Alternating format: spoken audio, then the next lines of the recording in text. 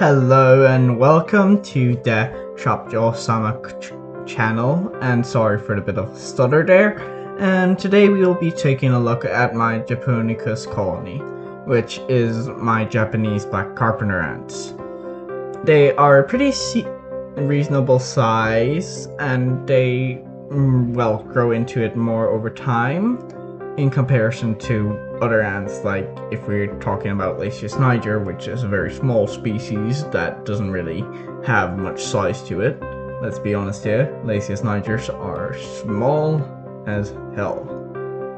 Well, I know there are smaller ants like the acorn ants and stuff, but like that's the smallest ant I keep, and I prefer bigger ants, like for example these guys. Some smaller ants I am interested in is Fedoli, but yeah. I will begin talking again once we get to a more interesting part.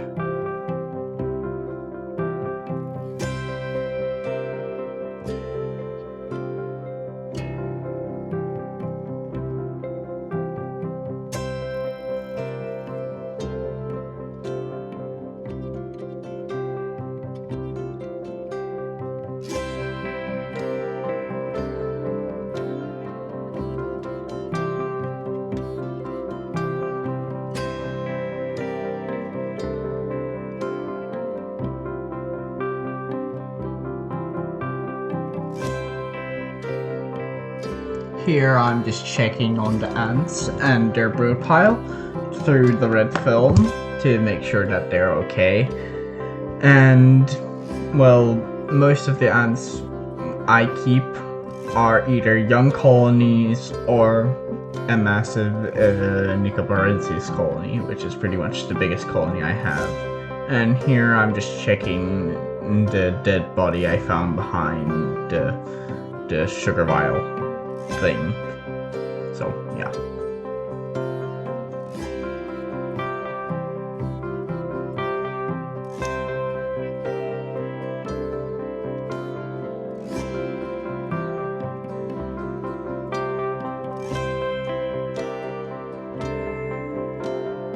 I am just gonna count the ants now to see how many workers there are with the queen right now.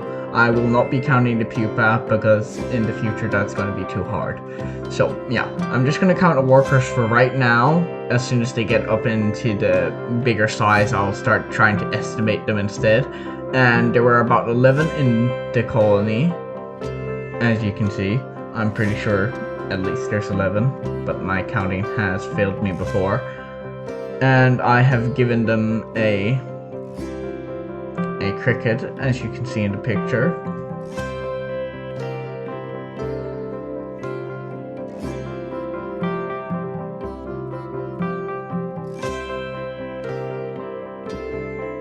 Right around here, I start going over to get the mealworm for the ants, and I know most people will feed them with crickets or dubia cockroaches, but right now I have to just save on them a bit.